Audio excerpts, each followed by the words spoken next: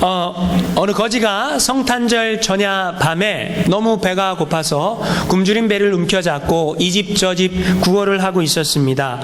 성탄 전야 파티가 너무 벌어져 갖고 사람들에게 먹을 걸 좀 달라고 구걸을 하는데 다 문전박대를 당했습니다. 그래서 실망한 거지가 나왔는데 저기 보니까 저기 멀리 십자가가 보이는 거예요. 교회 가면 얻어먹을 수 있겠구나 라는 생각이 들었습니다. 그래서 교회로 발걸음을 향합니다. 교회 앞에 도착한 거지가 교회 문을 뚝뚝뚝 두들깁니다. 노크를 했죠. 그러자 교회에서 성탄 전야 파티를 하고 있던 중간에 어느 집사님 한 분이 나왔어요.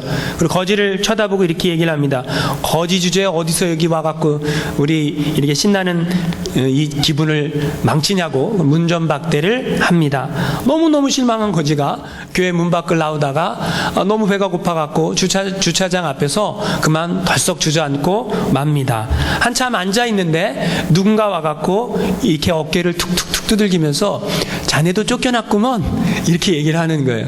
그래서 거지가 이렇게 고개를 탁 쳐다보면서 누구십니까? 그러니까 그분이 하는 말이 나는 예수야. 나도 쫓겨났지. 이렇게 얘기를 했다고 합니다. 오늘날의 교회를 누군가 비유해서 한 얘기입니다. 여러분, 교회가 어떻게 변질되어 가는가? 교회가 어떻게 변질되는가? 인간 중심의 교회로 변질된다라는 거예요. 교회가 어떻게 변질되는가? 친교 중심의 교회로 변질된다라는 거예요. 교회가 어떻게 변질되는가? 우리끼리 즐거워하면 그만이다라는 생각으로 변질된다라는 거예요. 가족적인 분위기가 너무 좋아갖고 나하고 맞지 않는 사람이 오면 배척하는 교회로 변질되어 간다라는 거예요. 내 지위를 내가 가지고 있는 포지션을 놓치지 않기 위해서 그것을 지켜가려고 변질되어 가는 모습이 있다라는 거죠. 옛날이나 지금이나 수많은 교회들이 본질이 아닌 비본질적인 데에 에너지를 쏟고 비본질적인 데에 관심을 가지고 그렇게 교회가 변질되어 가고 있다. 여러분, 교회 안에서 어떤 분들은 이런 얘기를 합니다. 우리가 남이가 이렇게 생각하는 사람들이 모이는 교회는 암적인 교회로 타락해 가고 있다라는 증거라는 것입니다. 누구에게나 교회는 열려있는 교회가 되어야 될 줄 믿으시기 바랍니다. 여러분, 왜 사람들은 이런 교회를 추구할까요? 왜 인간 중심적인 교회, 왜 친목을 중요하는 교회, 왜 우리 가족끼리 그런 가족과 같은 분위기를 추구하는 교회로 사람들은 그걸 추구하고 신앙생활을 할까요? 왜 그런가 봤더니 교회가 뭔지 몰라서 그렇다라는 거예요. 저는 계속해서 교회가 무엇인가에 대해서 여러분과 말씀을 나누고 있습니다. 교회란 무엇입니까? 라고 묻는다면 우리는 분명하게 대답할 수 있습니다. 교회의 주인은 예수님이십니다. 교회의 머리는 예수님이십니다. 예수님이 충만한 교회는 예수님이 머리가 되시는 교회라는 거예요. 그 예수님이 머리가 되시는 교회는 분명하게 질서가 있다라는 거예요. 그 질서가 없는 교회는 교회로서 모습을 갖지 못하게 될 수 있다라는 거예요. 그래서 교회는 질서가 있어야 되고 그 교회가 어디다 세워져야 되는가? 세상의 한복판에 교회가 세워져야 된다라는 것이죠. 세상의 한복판에 세워진 그 교회, 거기에 분명한 무엇이 있어야 교회의 기초를 놓을 수 있다고 제가 말씀을 드렸죠. 뭐가 있어야 된다 그랬죠? 신앙 고백. 그 신앙 고백이 무엇입니까? 베드로가 마태복음 16장 16절에 말했던 대로 주는 그리스도시요 살아계신 하나님의 아들이십니다. 이 신앙 고백이 없는 교회는 교회가 아니다. 인간의 친목의 모임일 뿐이다 라고 말씀을 드렸습니다. 그런데 여러분, 신기한 것은 예나 지금이나 수많은 현대인들이 그런 교회는 별로 관심이 없다라는 거예요. 왜 사람들에게 교회에 나오냐라고 묻는다면 사람들은 다 자기 목적을 가지고 교회에 나옵니다. 어떤 분들은 병 고침을 받기 위해 교회에 나온다라는 분이 있어요. 어떤 분은 기적을 체험하기 위해 교회에 나온다라고 하는 분들도 있습니다. 무슨 말입니까? 교회에 나와서 세상에서 고칠 수 없는 병 하나님 앞에 기도했더니 하나님이 고쳐주셨더라. 이런 기적을 맛보고 싶다라는 거죠. 지금도 그런 일들이 교회 안에 일어나는 것은 사실입니다. 굉장히 일이 꼬이고 문제가 생기고 사업이 망해가고 하는데 하나님 앞에 기도했더니 하나님이 살려주셨더라. 지금도 그런 일은 일어나고 있습니다. 공부 못했던 자녀를 위해서 하나님 앞에 간절히 기도했더니 아이가 머리가 좋아지고 은혜를 받아서 좋은 대학에 들어갔더라. 지금도 그런 기적이 일어나고 있는 것은 사실입니다. 그러나 교회에 나오는 목적이 내가 원하는 기적만을 바라고 교회에 나온다면 그것은 약간 문제가 있다라는 것이죠. 교회에 왜 나오냐 묻는다면 사랑을 받으러 나온다라고 대답하는 분들이 있습니다. 현대인들은요 굉장히 잘 먹고 잘 사는 것 같아요. 그런데 굉장히 외롭습니다. 굉장히 외로워요. 굉장히 고독합니다. 그래서 위로받고 싶습니다. 그래서 교회에 나아가면 교회는 사랑이 많은 곳이래. 사랑이 많은 곳이니까 사람들이 나를 사랑해 줄 거야. 그리고 교회에 나옵니다. 근데 여러분 수십 명의 사람, 수백 명의 사람들이 교회에 나왔는데 다 똑같은 마음으로 나 위로받고 싶어, 나 사랑받고 싶어, 그래서 나와서 앉아있다면 여러분 어떻게 되겠습니까? 생각해 보십시오. 교회에 앉아있는 구성원 전체가 다 교회는 사랑이 많은 곳이래 라는 생각을 가지고 나는 사랑만 받기를 원해. 내가 뼈리퉁해 갖고 불친절하게 사람들에게 얘기해도, 내가 삐져 있어도, 내 마음이 상해 있어도, 내가 어떤 행동을 해도 저 사람들은 사랑이 많은 분들이니까 나를 사랑해 줘야 돼 라고만 생각한다면, 여러분 그런 사람만 다 모여 있다면 교회가 어떻게 될까요? 여러분 사랑받아야 합니다. 그러나 사랑할 줄도 알아야 됩니다. 중요한 거죠.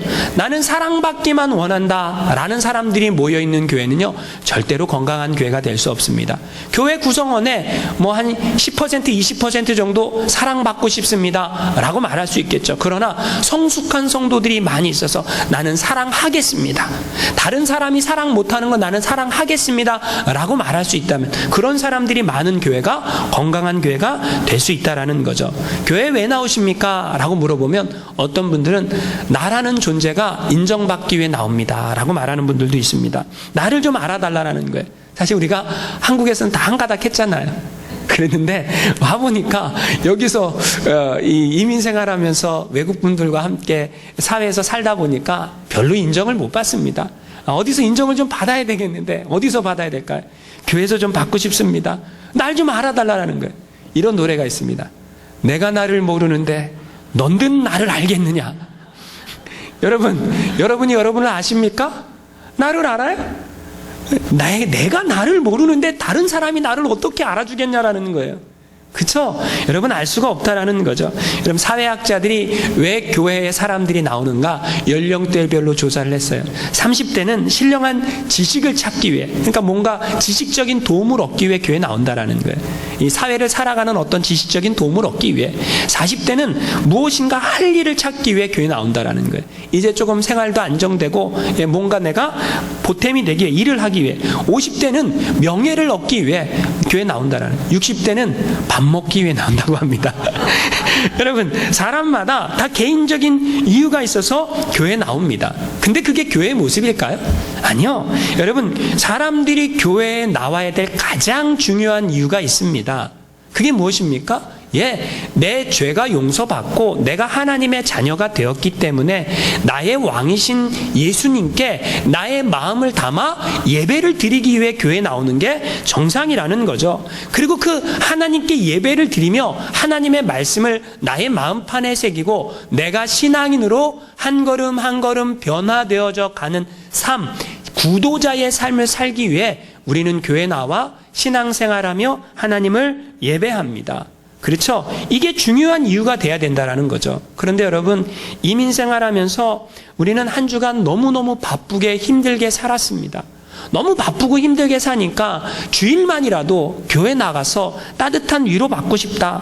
주일만이라도 교회 나가서 평안을 누리고 싶다. 주일만이라도 하나님이 주시는 복을 좀 받고 싶다. 이런 마음으로 많이 나왔다라는 거예요. 그리고 또 이민교회가 그런 역할을 감당하는 게 사실입니다. 저도 여러분들이 주일날 교회 나가갖고 예배드리며 하나님이 주시는, 인간이 주는 게 아니라 하나님이 주시는 하늘 평안을 누리기를 원해요. 저도 여러분이 교회 나와서 신앙생활하며 하나님이 주시는 그 은혜와 사랑을 누리길 원합니다. 저도 여러분이 교회 나와서 신앙생활하며 하나님이 하늘문을 여시고 우리 가운데 부으시는 그 복을 누리기를 원합니다. 할렐루야. 그런데 여러분, 문제가 있습니다. 여러분, 우리가 그걸 누리기를 원하는데 그 역할을 누가 감당해야 된다는, 할 수 있냐라는 거예요. 누가 그 일을 할 수 있습니까? 여러분, 교회는요, 그런 역할도 합니다. 그런데 교회가 존재해야 될 가장 중요한 이유는 세 가지 목적을 가지고 교회는 존재를 합니다. 그러니까 여러분, 교회는 신앙 고백이 중요하죠. 근데 세 가지 목적이 있어요. 교회가 존재하는 세 가지 목적. 첫 번째는요, 하나님을, 구원받은 하나님의 백성들이 하나님을 예배하기 위해 존재합니다.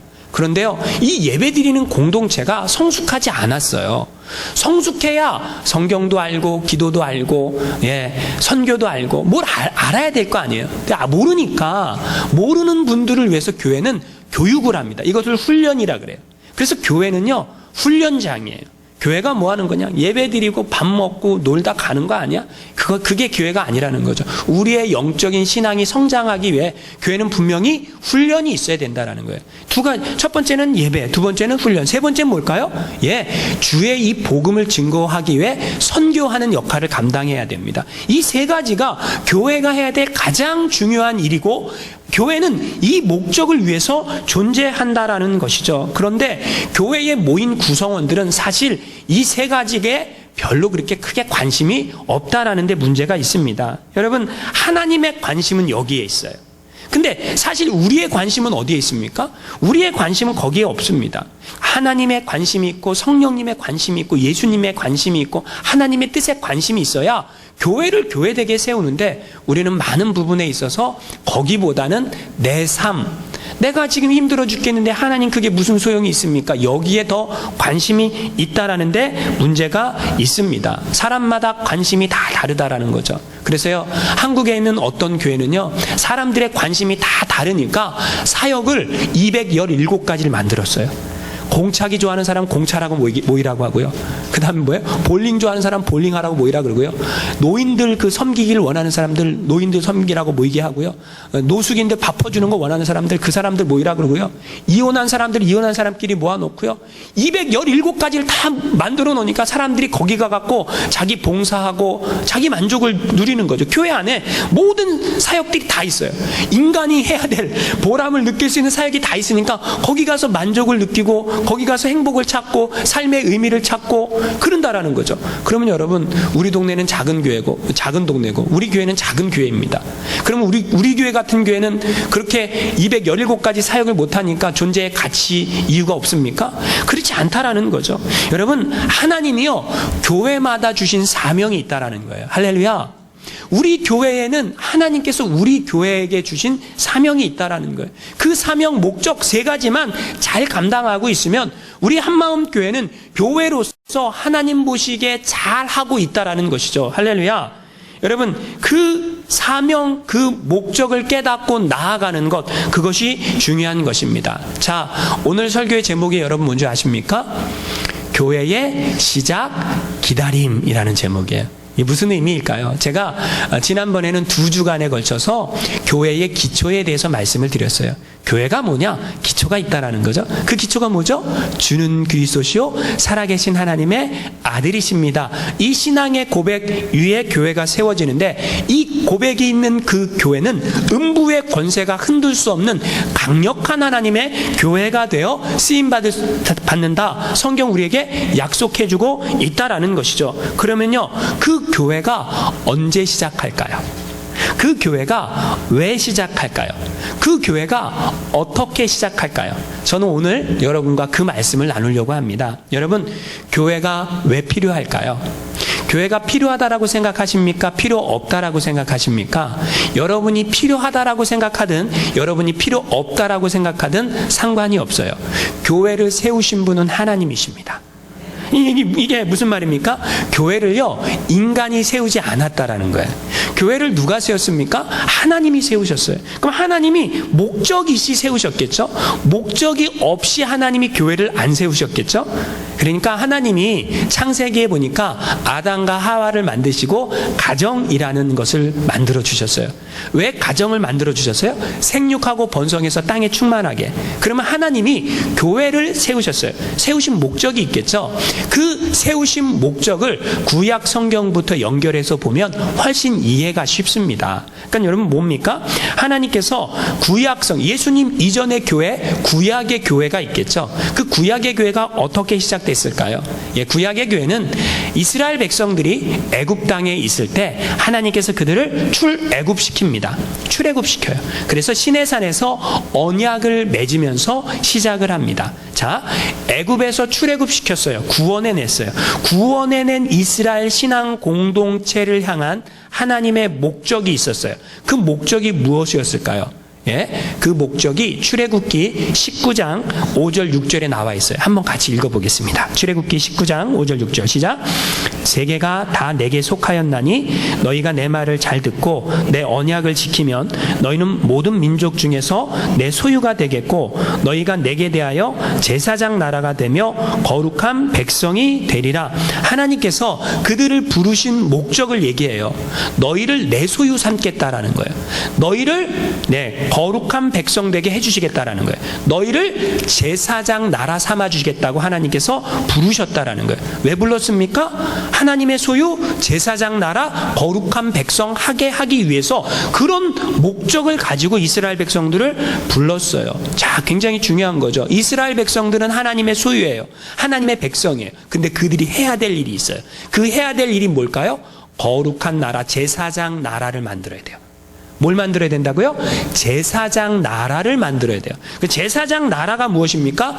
이스라엘 백성을 통해서 온 열방이 하나님 앞에 돌아오게 하는 제사장적인 사명을 감당하는 나라가 제사장 나라예요. 그런데 유대인들은 그렇게 생각하지 않았어요. 자, 하나님이 그런 목적을 가지고 부르셨는데 유대인들은 어떻게 생각했냐면 우리는 하나님께 선택된 선민이야. 우리는 선민이니까 우리는 구원받아. 그런데 다른 이방 나라들은 다 지옥의 땔감이야. 뭐라고요? 지옥의 땔감이라고요. 그러니까 유대인들을 제외한 모든 사람들은 다 어떻게 생각한 거예요?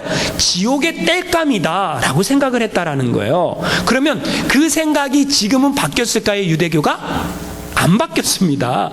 지금도 안 바뀌었어요. 지금도 이스라엘 안에 유대교는 자기네 나라 자기 백성 아닌 모든 사람들은 다 어떻게 봐요? 지옥의 땔감입니다. 유대교인들은요, 저도 지옥의 땔감이고 여러분도 다 지옥의 땔감이에요. 자, 그럼 하나님의 관점으로 이 사건을 봤을 때 지금 이스라엘이라는 나라가 자기 사명을 감당하고 있어요? 못하고 있어요? 못하고 있는 거죠. 왜냐하면 열방을 구원할 하나님의 계획이 있는데 그 열방을 구원할 하나님의 플랜, 구원의 플랜하고는 전혀 상관없는 길을 걸어가고 있는 모습이 유대인이니까 하나님이 열방을 구원할 하나님의 플랜을 이루시기 위해 하나님이 하늘 보좌를 버리고 직접 인간의 몸을 입고 이 땅에 오셨다라는 거예요. 그분이 누굽니까? 예수님이라는 거죠. 그 예수님이 뭐합니까? 예수님을 통해서 온 열방이 다 구원 얻을 수 있는 새로운 조직이 필요했다라는 거죠. 그 새로운 조직을 주님께서 직접 세우시고 그 신앙의 고백 위에 그 기초 위에 주님께서 직접 세우십니다. 그 조직이 뭐라는 거예요? 교회라는 거예요. 이제 이 주님이 직접 세운 교회를 통해서 온 열방이 다 구원 얻게 하려고 하는 하나님의 구원의 큰 플랜이 있기 때문에 하나님은 교회라는 조직을 하나님이 직접 세우신다라는 거예요. 아시겠습니까? 그러면 여러분, 이 교회가 누구를 통해서 어떻게 시작될까요? 자, 교회가 이제 시작이 돼야 될 거 아닙니까? 자, 하나님이 예수님이 이 땅에 오셨으니까 물론 예수님을 통해서 시작이 되지만 그럼 여러분, 예수님을 통해서 시작하지만 예수님은 이제 승천할 거잖아요. 그래서 예수님이 이 땅에 오셔서 공생의 사역을 하면서 제자들을 부르십니다. 몇 명을 부르셨죠? 12명을 불러갖고 열심히 예수님이 제자들에게 가르치십니다. 동거동락하면서 예수님이 제자들에게 복음을 천국 복음을 가르치세요. 그렇죠? 제자들에게 가르쳤습니다. 그리고 이제 예수님이 제자들에게 다 가르친 다음에 3년 후에 십자가에 달려 돌아가십니다. 그런데 제자들은 예수님을 마지막 때에 다 버리고 도망갑니다. 여러분, 여기에 우리의 관심과 하나님의 관심이 다르다라는 것을 알 수 있어요. 제자들의 모습이 우리의 모습이에요, 사실은. 이게 무슨 말이냐면, 제자들이 예수님을 따라다닌 이유가 있습니다. 왜 따라다녔을까요? 여러분, 교회에 처음 사람들이 나오는 이유가 있습니다. 왜 나올까요? 인생을 살면서 마음의 평안을 누리기 위해, 사랑받기 위해, 문제가 생겨서 여러 가지 다 이유가 있어요. 사람 만나고 싶어서. 저는 호주에서 제가 살 때 유학생들이 교회 왜 나오냐면 김치 먹고 싶어서 나오더라고요. 김치 먹고 싶어서. 김치를 먹을 수가 없으니까 다양한 이유로 교회를 나옵니다. 자, 하나님께서 다양한 모습으로 교회로 부르십니다. 근데 그 부르실 때 우리가 가지고 있는 교회를 향한 우리의 목적이 있고, 하나님이 교회를 세우시는 하나님의 목적이 있다라는 거예요. 근데 제자들이 예수님을 따라다녔을 때 제자들은 어떤 목적으로 예수님을 따라다녔을까요? 이분이 보통 분이 아니에요. 이분이 뭐예요? 병자들을 막 살려. 이분이요, 보리떡 5개, 물고기 2마리만 있으면 사람들을 다 먹여. 이분이요, 무리도 걷고요. 이분이 기도 한 번만 하면 바람과 바다도 잠잠해지고, 이분이 기도했다면 죽은 사람도 살려. 그럼 이분이 예루살렘에 갔어요. 제자들의 마음이요. 우리 선생님이 드디어 예루살렘에 갔으면 이제 뭐가 되는 거예요? 왕이 되겠다. 로마 정권을 다 몰아내고 헤롯 왕가를 다 쫓아내고 우리 선생님이 왕이 되면 우리는 뭐가 돼요? 우리는 거기에서 장관하겠다라는 큰 꿈을 안고 예수님을 따라다녔어요. 그랬는데 예수님이 십자가에 달려 돌아가셨어요. 우리의 계획이 산산조각 나는 거죠. 인간의 계획이 산산조각 나는 거죠. 여러분, 내가 예수를 따라다닌 이유는, 내가 교회에 나온 이유는 그것 때문에 나왔는데 하나님이 그걸 안 해준다라고 생각하면 여러분 어떤 마음이 들까요? 굉장히 배신감이 들 거예요. 그러니까 예수님을 버리고 도망갔다라는 거예요. 다 도망갔습니다. 그렇죠? 성공할 줄 알았어요. 내 인생 대박 날 줄 알았어요. 예수만 쫓아다니면 나는 뭐든지 다 술술 풀릴 줄 알았어요. 근데 그 예수님이 돌아가셨다라는 거죠. 근데 여러분, 돌아가시고 끝난다면 아무런 소망이 없지 않습니까? 그 예수님이 3일 만에 부활했습니다. 그 부활하신 예수님이 제자들을 갈릴리로 모여라 이렇게 말씀을 하셨어요. 여러분, 제자들이 어디로 모여야 돼요? 갈릴리로 모여야 됩니다. 왜 모이라 그럴까요? 갈릴리로 왜 모이라 그럴까요? 갈릴리는요, 제자들의 고향이에요.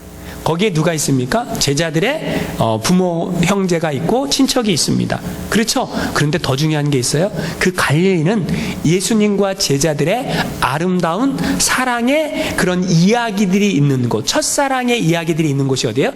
갈릴리라는 거죠. 거기 예수님과 아름다운 그런 추억들이 있기 때문에 거기로 다 모여라 라고 말씀을 하셨다라는 거예요. 여러분, 갈릴리라는 지명이 있지 않습니까? 그 지명의 뜻이 뭔지 아십니까? 고리라는 뜻이에요. 고리. 연결고리 할 때 고리, 그죠? 여러분, 사람이요, 어떤 고리가 있는가 굉장히 중요합니다. 어떤 사람들은요, 돈의 고리로 연결되어 있는 사람들이 있어요.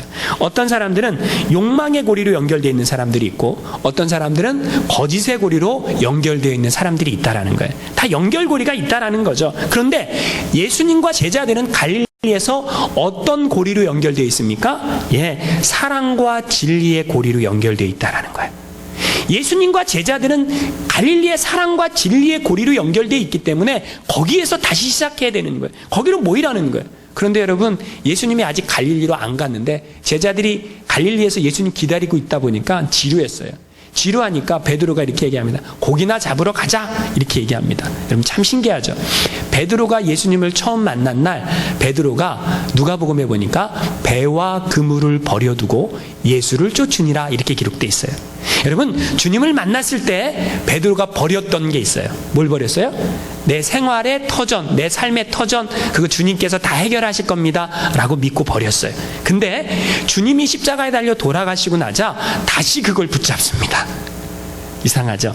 신앙이 있다라는 게 뭔지 아시겠습니까?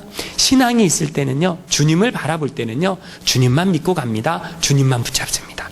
근데 신앙이 떨어지면요, 우리가 뭘 붙잡아요? 하나님이 아닌 세상의 것을 붙잡는다라는 거죠. 그래서 베드로가 제자들 7명 데리고 가갖고 고기를 잡는 거예요. 여러분, 고기를 베드로가 예수님 그 명령 거역하고 지금 갈릴리 바닷가에서 고기를 잡아요. 마음이 편했을까요?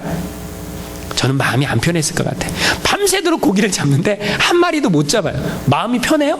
안 편합니다. 불편하죠. 밤새도록 고기를 한 마리도 못 잡았어요. 미안한 마음이 조금 들었을지도 몰라요. 내가 그때 왜 그랬을까 이런 생각 했을지도 몰라요. 그런데 거기에 주님이 찾아오십니다. 예수님이 찾아오세요. 누굴 찾아오십니까? 베드로와 제자들을 찾아오시죠. 그러니까 신방 오신 거예요. 그럼 뭐라고 말씀하십니까? 얘들아, 너희에게 고기가 있냐? 없습니다. 그물을 배 오른편에 던져라. 던졌더니 물고기가 많이 잡혔어요. 몇 마리 잡혔죠? 153마리 잡혔더라. 요한복음 21장에 그렇게 기록되어 있습니다. 그리고 예수님이 제자들을요, 위에서 숯불 위에다가 떡과 생선을 구워갖고 아침을 나눠주십니다. 그러면서 거기에서 베드로에게 질문을 하시죠. 요한의 아들 시몬아, 네가 나를 사랑하느냐? 라고 3번 물으세요. 그때 시몬 베드로가 이렇게 대답합니다. 내가 주님을 사랑하는 줄을 주께서 아시나이다. 3번 대답합니다. 그러면서 베드로에게 내 양을 먹여라 라고 사명을 주시죠. 내가 주님을 사랑합니다 라고 베드로가 고백했을 때, 제가 만약에 예수님이라면 사랑한다며 고기 잡으러 와? 이렇게 얘기했을지도 모를 것 같아요. 야, 사랑한다며 다 버려두고 나만 쫓는다며 근데 다시 이걸 붙잡아? 얘 이놈 새끼, 이렇게 한마디 했을지 몰라요. 근데 예수님은 아무 말씀 안 하십니다. 그리고 다 받아주시는 거죠. 자, 그 제자들, 갈릴리에서 모은 그 제자들에게 예수님께서 사명을 주십니다. 자, 사명이 없었어요. 지금까지 예수님을 따라다녔는데 뭐 때문에 따라다녔는지 몰랐어요. 근데 뭐 때문에 따라다녔는지 모르고 따라다닌 그들에게 예수님이 사명을 주세요. 그게 마태복음 28장 19절 20절에 나와 있습니다. 한번 같이 읽어보겠습니다. 시작. 그러면 너희는 가서 모든 민족을 제자로 삼아 아버지와 아들과 성령의 이름으로 세례를 베풀고 내가 너희에게 분부한 모든 것을 가르쳐 지키게 하라. 볼지어다 내가 세상 끝날까지 너희와 항상 함께 있으리라 하시니라. 자, 사명이 있는데 제자들에게 주신 사명이, 첫 번째 사명은 모든 민족을 제자 삼는 거예요. 근데 그 제자 삼는 게 뭡니까? 아버지와 아들과 성령의 이름으로 세례를 주는 거고, 그 세례를 준 그 사람들은 예수님이 전했던 그 천국 복음으로 다시 가르쳐서 그 말씀대로 살게 만드는 역할을 하라고 사명을 주시는 거예요. 여러분, 자, 이제 제자들이 부활하신 예수님을 만났어요. 인생의 새로운 사명, 목적이 생겼습니다. 그러면 그렇게 살 수 있을까요? 그렇게 살 수 있을까요? 사명을 줬어요. 여러분이 주님 만났다고 생각해 보세요. 주님이 여러분 갈릴리 바닷가에 여러분에게 사명 줬어요. 그 사명 지킬 수 있어요? 오늘, 아니 갈릴리 아니고 오늘 우리 예배 드리고 있는데, 우리 예수님이, 제가 아니라 예수님이 여기 나타나갖고 모든 족속으로 제자 삼아 아버지 아들과 성령의 이름으로 세례를 주고 내가 너에게 분부한 모든 걸 가르쳐 지키게 하라. 할 수 있겠어요? 할 수 있겠습니까? 아멘을 안 하시네. 그래서 여러분, 할 수 없는 줄 예수님이 아시는 거예요. 중요한 얘기입니다. 자, 예수님이요, 제자들이 할 수 없는 거 알고 있었어요. 근데 왜 사명을 주세요? 할 수 없지만 할 수 있게 만들어주겠다라는 거예요. 할 수 있게 만들어주는 그 내용이 오늘 사도행전 1장 4절이에요. 한번 읽어보겠습니다. 사도행전 1장 4절 한번 읽어보겠습니다. 시작. 사도와 함께 모이사 그들에게 분부하여 이르시되 예루살렘을 떠나지 말고 내게서 들은 바 아버지께서 약속하신 것을 기다리라. 자, 갈릴리에 모여있던 제자들을 다시 예루살렘으로 모았어요. 예수님이. 자, 갈릴리에 있던 제자들이 예루살렘에 다시 모였는데, 예루살렘에서 예수님께서 제자들에게 말씀을 합니다. 그런데 여러분, 자, 이게 제가 지금 무슨 얘기를 하려고 하는 거냐면, 교회가 지금 시작됐어요? 아직 시작 안 됐어요? 아직 시작 안 됐어요. 교회의 기초는 뭐죠? 신앙 고백. 주는 그리스도시요 살아계신 하나님의 아들입니다라는 신앙 고백. 그 위에 교회가 세워져야 돼요. 근데 교회가 시작됐어요? 안 됐어요?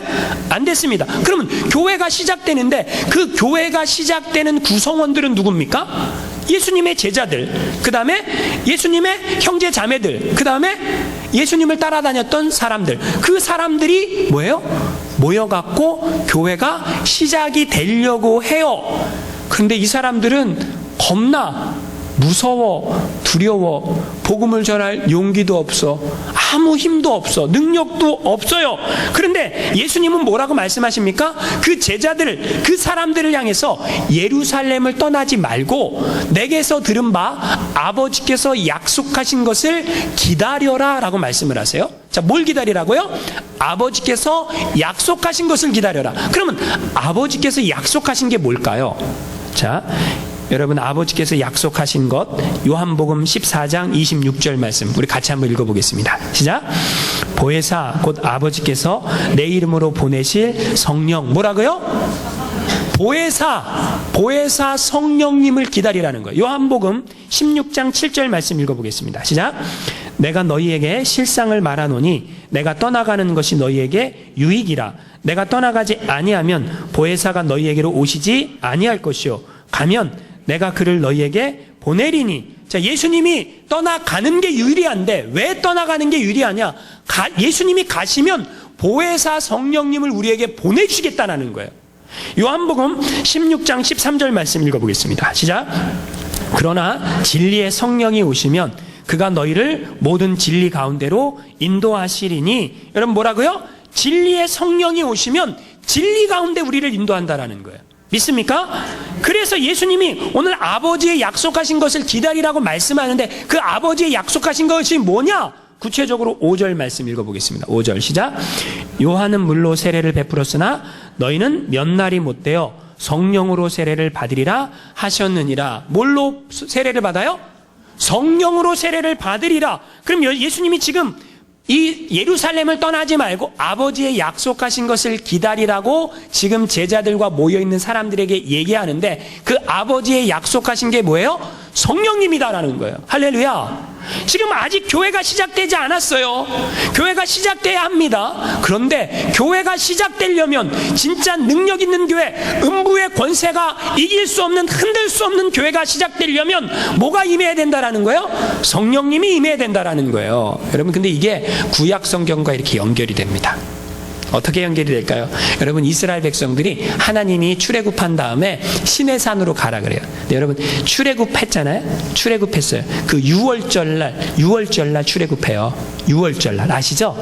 6월절 그 양고기 먹고 그다음 뭐예요? 그 다음날 바로 출애굽해요. 6월절 끝난 다음에. 그래서 시내산에 얼마 만에 도착하냐면 50일 만에 도착을 합니다. 근데 도착했는데 하나님께서 모세에게 명령한 게 있어요. 뭐라고 명령하냐면 하나님이 시내산 위에 임재하시겠다라는 거예요.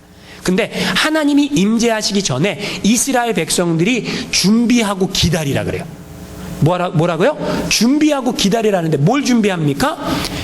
옷을 깨끗이 빨고 여인을 가까이 하지 말고 하나님의 임재를 준비하라는 거예요. 그러면서 기다리라는 거예요. 근데 기다렸더니 하나님이 어떻게 하십니까? 임재하셨다라는 거예요. 근데 여러분, 이게 뭘 의미하는 거냐면, 자, 여러분, 예수님이 부활하셨죠?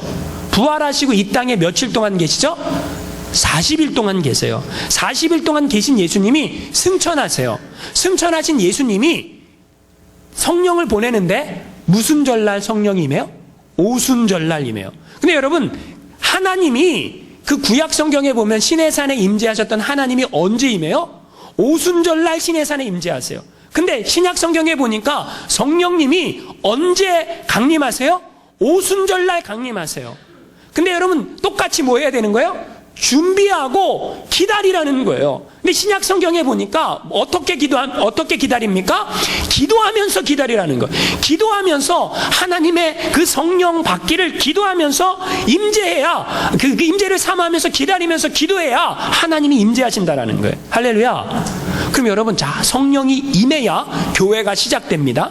여러분, 교회는 이미 시작됐어요. 근데 교회 구성원 안에 성령 충만 받는 사람이 있느냐, 성령 충만 받는 사람이 없느냐, 이게 중요하다라는 거죠. 진짜 내가 성전이 되려면 뭐가 임재해야 됩니까? 성령이 임해야 된다는 거예요. 성령이 임해야 내가 진짜 교회가 된다라는 거예요. 성령이 임하지 않으면 우리는 교회로서 역할을 하지 않아요. 하나님의 뜻하고는 아무 상관없어요. 예수님이 무작정 쫓아다녔던 그 제자들과 같이 내 인생의 목적을 위해 주님을 따라다니게 돼요. 그러나 성령이 임하시면 완전히 바뀌게 됩니다. 할렐루야. 근데 여러분, 그래서 성령이 임하는 것을 사모하며 기도해야 된다라는 거죠. 여러분, 어떻게 기도해야 될까? 어떻게 기도해야 성령이 임할까요?